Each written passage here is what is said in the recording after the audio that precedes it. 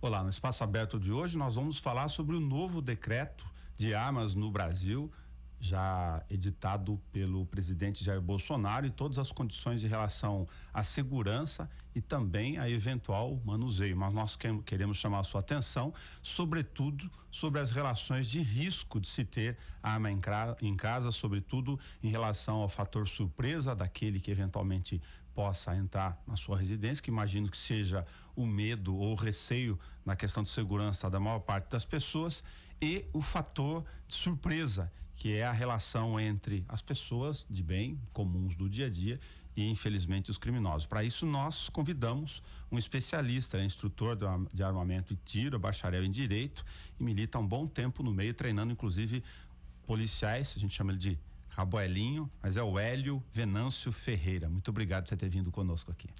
Bom dia, Nelson, bom dia aos ouvintes e telespectadores aí da TV Câmara, enfim, tô aí à disposição, um papo sempre bastante complicado, né? Se falar de armas no Brasil, mas é muito importante. A iniciativa da TV Câmara eu acho extremamente importante, porque as pessoas só lembram da arma naquela falsa sensação de que ela sempre vai ter sucesso, e nem sempre é assim. Já que eu citei o fator surpresa aqui, eu ia colocar ele logo no nosso bate-papo. O bandido não avisa, ou pretende não avisar que vai tentar entrar na sua casa. Na condição de você estar em casa e a questão do fator surpresa, como é que você vê essa situação primeiro em relação a ter arma em casa, que é a nossa hipótese aqui? Uma colocação bastante importante, porque o fator surpresa, se o sujeito não tiver preparado anteriormente, se ele já não tiver essa disposição anterior, né, para se defender, seja através de outros elementos, porque a gente tem que lembrar aqui, a arma de fogo é só um dos elementos de segurança, né, que o indivíduo pode contar. É só um, mas tem vários outros, né? Questão de cerca elétrica, alarmes, enfim. A arma de fogo, depois de surpreendido, o indivíduo vai ter mínimas chances, né, de ter sucesso. Existe um gráfico que até é internacional, que fala que segurança é 90% prevenção e 5% de chance real se você for surpreendido numa reação. Então, é muito pouco. Por isso que a orientação sempre é não reaja, porque 5% é muito pouco, e os outros 5% fica lá no campo da sorte, de não ter sido ele escolhido ali pelo criminoso, enfim. Então, o fator surpresa, ele tem que ser considerado, porque dependendo, né, da circunstância, depois de surpreendido, você pode ter a melhor arma do mundo. Você tentar usá-la pode ser fatal. Até porque as pessoas no dia a dia, a grande maioria das pessoas, primeiro, não tem armas, não sabem utilizá-la no dia a dia. Você é instrutor, você lida com isso no dia a dia, você é especializado nisso, e mesmo lá nos estandes de tiro, gostaria de que você pudesse comentar essa experiência. Mesmo aquele que tem domínio técnico sobre a arma, ele precisa ser treinado. Quais são as condições de treinamento, então, efetivas que o novo decreto trouxe para quem poder e preencher os requisitos e tiver a arma em casa? Na verdade, o indivíduo que tem uma arma adquirida, registrada pelo Sinarme, né, para defesa, ele pode levar essa arma para um estande de tiro, né, desde que esse estande esteja registrado. Ele pode conseguir uma autorização com a Polícia Federal para treinar com essa arma, mas é limitada a uma autorização a cada 180 dias. Isso aí é de uma instrução normativa recente da Polícia Federal, na verdade de novembro de 2018, a instrução normativa 131 fala que o possuidor de uma arma de fogo, né, registrada, ele pode a cada 180 dias. Então, a lei autoriza a aquisição, mas limita o treinamento.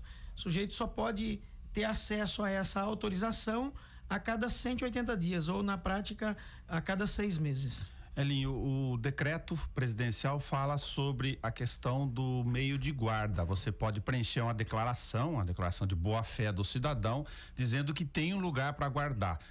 Há uma orientação a rigor aqui do ponto de vista leigo que se seja um cofre, mas se a pessoa guardou lá no fundo falso na casa dele, embaixo da cama, não há nenhum elemento aqui fático, real no dia a dia que diga que essa arma está em outro lugar.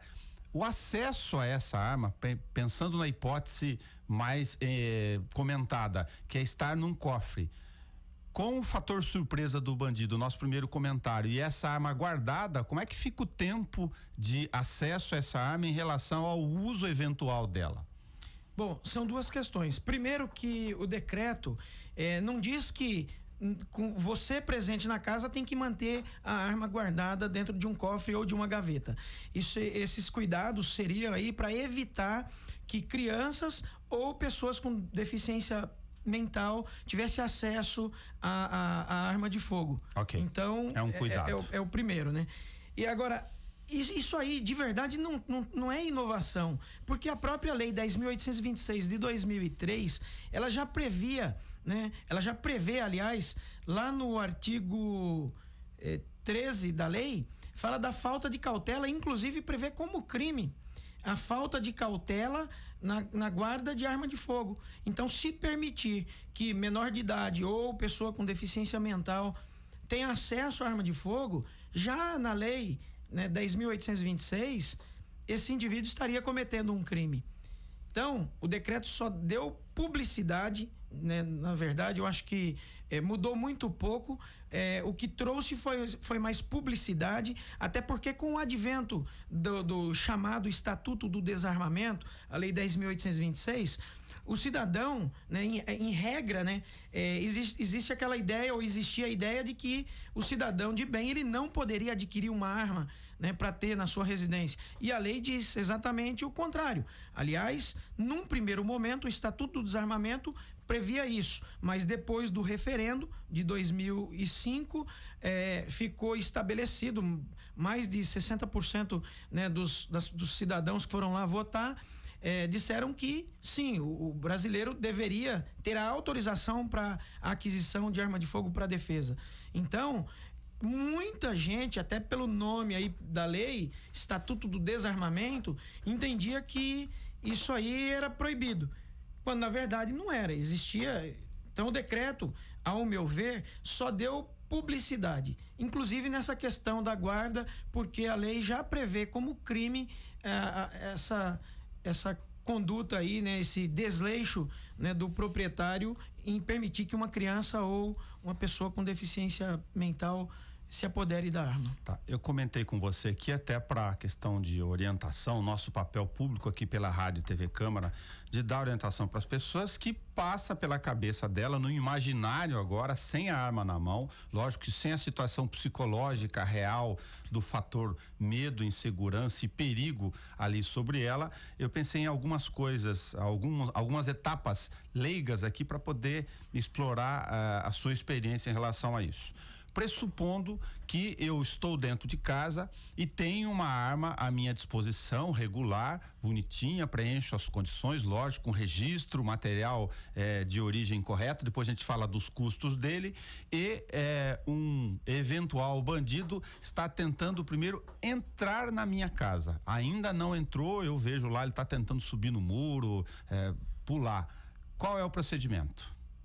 Então, a gente tem que pensar na segurança como um todo, né? Como eu disse, a arma de fogo ela não é a solução para todos os males. E tem também a questão jurídica, né, da utilização dessa arma de fogo. Então, você poderá fazer uso, né, como último recurso para defender a sua vida ou de uma outra pessoa. Então, a nossa legislação é severa com relação a isso aí. Então, o sujeito tem que ter outros meios de defesa e ele tem que estar consciente disso, né? É fato que a sociedade brasileira aí é uma sociedade, né, violenta, e, enfim, sociólogos afirmam aí que nós somos um país violento e tal, mas... Mais de 60 mil homicídios. Interessante, é um dado interessante, que chama muita atenção. porque com o advento da lei, isso aumentou. Em 2003, estava na casa dos 30 a 39 mil, né, mortos ao ano. Agora nós podemos chegar aí a mais de 63 mil.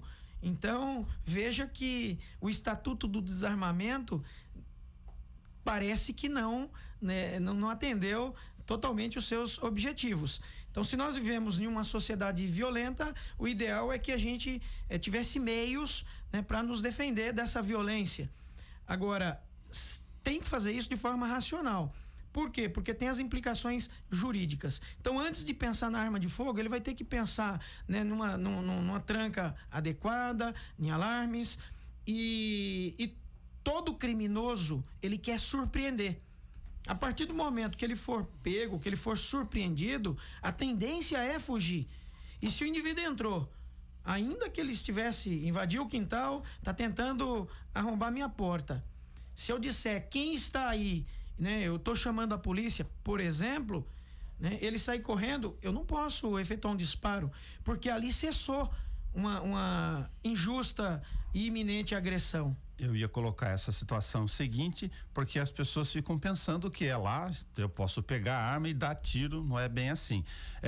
Como fica a questão, já que você tem informação também direito, para a gente poder explorar você em mais de uma ponta aqui, a ideia na cabeça das pessoas de que a casa é um ambiente de intimidade inviolável, que portanto alguém querendo entrar dentro da sua casa significa romper essa barreira. Isso autoriza o morador a já utilizar arma de fogo, por exemplo? No Brasil, não. Existe outros países, né? As pessoas gostam muito de comparar. Existem países aí que só o fato do indivíduo entrar, essa injusta agressão, ela já está implícita. Ninguém invade uma propriedade alheia, né, com boas intenções. A pessoa que está com boa intenção, ele vai bater lá na porta, né, e tocar a campainha, enfim. Então, o criminoso, quando parte para essa conduta, ele é um criminoso. Mas o direito brasileiro não vai autorizar a utilização da arma de fogo, por exemplo, se ele não atentar violentamente contra a pessoa ou contra alguém da casa. Então, isso precisa, né, ter um cuidado, e como eu disse, tem que ter outros meios de defesa, não só a arma de fogo, porque quem enxergar na arma de fogo, né, um remédio para todos os males relativos à segurança, está fadada à desgraça, não tenha dúvida. Elinho, quando se faz treinamento com arma nas situações policiais do dia a dia, você é instrutor específico, ou policial ou agente de segurança, aquele que está treinado ou que lida com isso na sua profissão, ele lida com um ambiente de estresse, o fator psicológico e emocional de utilizar em situação de estresse a arma. Como é que fica esse elemento, que pode parecer só uma citação aberta aqui, com o leigo, o cidadão no dia a dia, que treinando uma vez a cada 180 dias num estande de tiro e não sob a situação de estresse e de perigo? Como eu disse anteriormente, as pessoas acreditam, eles têm essa falsa sensação de segurança com uma arma de fogo na sua casa, enfim, no seu trabalho. Mas ela utilizada em um momento de estresse pode, infelizmente, desencadear aí problemas para o resto da vida. Por quê? Ninguém vai fazer uso dessa arma em situação de tranquilidade. Normalmente, né, o estresse precede o uso. Então, a pessoa, em regra, vai fazer o uso com a visão em túnel ali limitada, e daí a importância, né, de treinar corretamente, de se preocupar, né, de ter uma posse responsável de arma de fogo, né? Então, eu acredito que, como instrutor de armamento e tiro, uma das funções, e por isso eu parabenizo aí a TV Câmara, né? Porque eu acho que é justamente isso. Você tem que despertar, né, esse viés. Olha, não se vai fazer uso de arma de fogo sem estresse. E o estresse, na verdade, é um agravante para aquele indivíduo que não tem um treinamento adequado. Então, aquilo que você está acreditando que vai resolver o problema, de repente vai causar um outro tão grave quanto.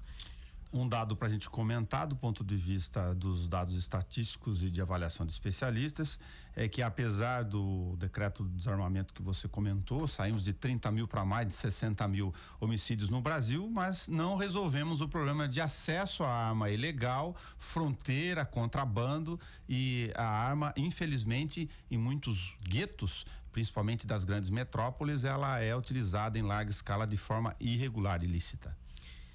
Sem dúvida. Inclusive, eu defendo a ideia de que mesmo um cidadão de bem, talvez o que eu vá colocar aqui, né, seja polêmico, mas mesmo um cidadão de bem, se ele tiver uma arma ilícita, ele é uma pessoa de bem, mas por causa do rigor, né, na aquisição, ele optou por uma arma ilícita. Primeiro que aquele cidadão de bem, ele está cometendo já um crime, né, de uma posse irregular de arma de fogo. Então, isso aí já é um fator a ser considerado. Mas ele, dentro daquela concepção de que ele é uma pessoa de bem, num dado momento, com uma arma ilegal, ele pode ter em mente que qualquer coisa eu me desfaço da arma e está tudo certo. O indivíduo, quando tem uma arma legalizada, ele acaba desenvolvendo um vínculo com aquela arma. Ele não tem condições, por exemplo, de simplesmente se desfazer daquela arma, porque ele vai ter que prestar contas. Então, isso aí tem que ser considerado também. É um negócio interessante que normalmente não se discute, né, quando se fala de arma de fogo, mas também faz parte da posse responsável. Se eu só posso treinar legalmente num estande regular uma vez a cada 180 dias e eu deixo a arma parada dentro de casa durante muito tempo, do ponto de vista operacional, físico mesmo, vocês que lidam no treinamento, lógico, com o manuseio do equipamento, a ferramenta todo dia, com limpeza ali, oxidação e todos os elementos eventuais para sua correta manutenção, essa arma pode apresentar algum problema lá na frente? Não é assim? Eu não entendo absolutamente nada de arma. Sem dúvida. Excelente colocação, que também dificilmente eu ouço por aí. O sujeito mantém a arma, por exemplo, dentro de uma gaveta ou ainda que dentro de um cofre durante 6 meses. Ao final desses 6 meses, ou se num determinado momento ele decide que, né, está em uma situação em que o último recurso é a arma de fogo, ele vai fazer uso dessa arma. Será que ela vai funcionar corretamente? A arma precisa, né, ser manuseada, limpa. A oxidação, ela pode trazer uma série de consequências, inclusive o mau funcionamento ou não funcionamento. Então, a posse responsável também passa por isso, além de todos os cuidados para que, né, pessoas não autorizadas tenham acesso a essa arma, também a manutenção dela. Alguém pode estar se perguntando aqui, vou colocar lógico do ponto de vista leigo, bom, mas vocês ainda não abordaram que numa situação de eu perceber o bandido e não ser fator surpresa para ele, e que eu possa dar um disparo de alerta dentro de casa.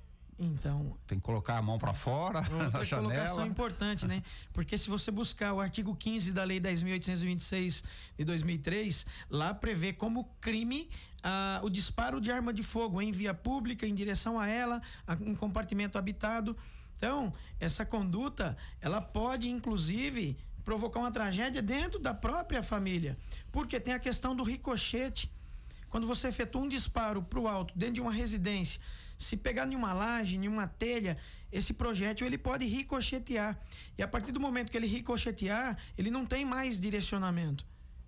Pode, inclusive, né, assustar o criminoso, e eu acho que vai, de fato, assustar, porque o criminoso, depois de percebido, a tendência é fugir, né? Só que você assustou o criminoso e provocou uma tragédia em família.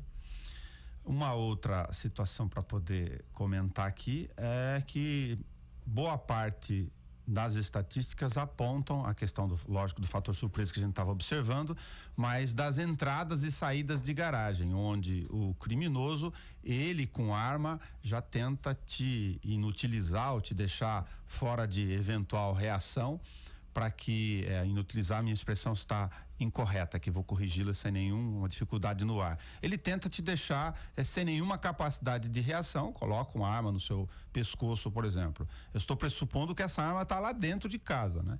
Nessa situação de entrada dentro de casa, ele pode fazer reféns ou utilizar desse mecanismo, como as abordagens de portão, que infelizmente as pessoas não tomam cuidado, para entrar dentro de casa com alguém sob o seu domínio.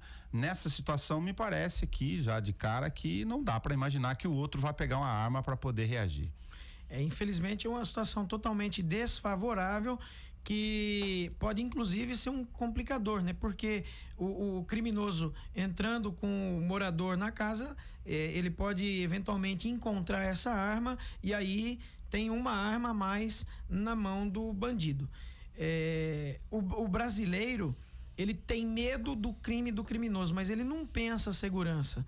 Então, como eu disse, se ele focar a segurança dele só na arma de fogo, ele está fadado à desgraça, ao insucesso.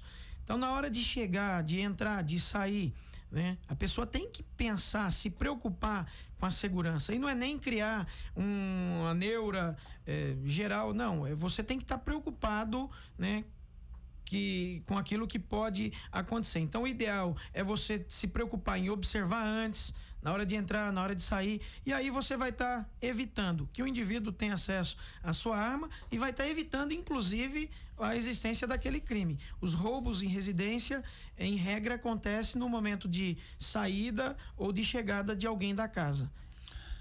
Imagino que a essa altura possa ter alguém preocupado também, querer saber quanto custaria uma arma hoje, uma arma de uso comum do dia a dia aí. A gente estava falando sobre a escolha, inclusive, né? Os fatores múltiplos que levam as pessoas, eu quero uma pistola, uma 9mm, porque o nome é bonito, ela aparece nos filmes de saque, aqueles de pente, enfim, tem uma série de questões do imaginário do dia a dia. Não está lidando com um brinquedo, mas essas sensações estão na cabeça das pessoas para escolher. Mas quanto seria hoje ter uma arma básica razoável no dia a dia?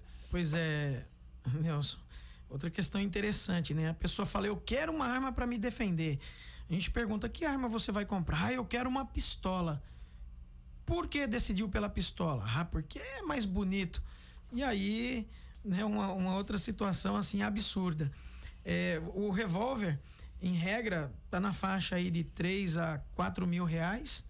Uma pistola de 4 a 5. Então, isso só o valor da arma. Do equipamento. Né? Do equipamento, de início.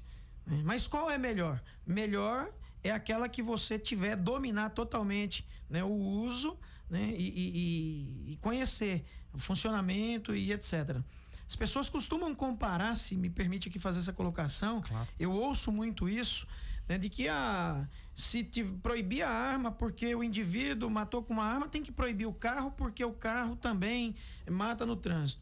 Só que o carro, a pessoa, em regra, pega todos os dias ou pelo menos uma vez por semana e ao fazê-lo ele está treinando. A arma de fogo já não é assim. Então, não dá para comparar. O carro, isso aí é absurdo, né? Essa comparação. Então, na hora de adquirir, a gente também não pode adquirir como se fosse adquirir um veículo. Eu quero esse modelo porque ele é mais bonito. Mas tem que conhecer, né, profundamente o funcionamento, até porque as pistolas, em regra, têm um funcionamento mais complexo, né? Usam carregadores externos, enfim. O revólver já é de uso mais simples. Então, a pessoa, na hora de adquirir, também tem que pensar nessa questão, né? O quanto eu vou treinar, o quanto eu vou saber lidar com essa arma de fogo, é importante. Hélio Venâncio Ferreira, instrutor de armamento e tiro. Se tiver mais alguma questão, você, por favor, fique à vontade para comentar conosco, e muito obrigado por ter nos ajudado aqui a refletir e a instruir, orientar as pessoas a respeito da questão do armamento em casa.